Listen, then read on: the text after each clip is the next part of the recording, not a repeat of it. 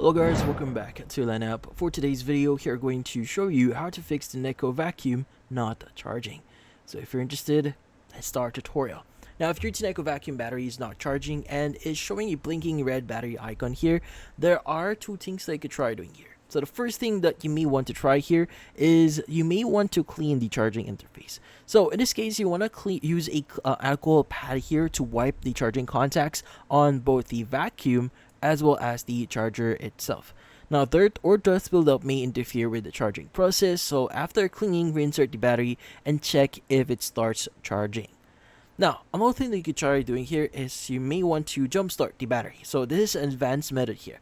So if cleaning doesn't work, you may need to jumpstart the dead battery here. So first is you want to identify the first pin and fifth pin on both the bad battery and the good battery. So in this case, you want to connect the first pin on the bad battery and the first pin on the good battery. Now connect the fifth pin of the bad battery to the fifth pin of the good battery, and this method will boost the voltage of the bad battery, allowing it to start charging again. And also, a bad Tineco battery might have around like 221 volts here, and a good Tineco battery should have around like 24 volts.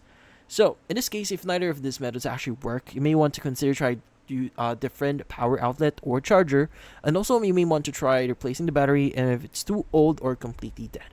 Now, also, you may want to consider contacting Tineco support for further troubleshooting or assistance. But in this case, that's about it. Hopefully, this video is able to help you like and subscribe to Line Up. Thank you for watching.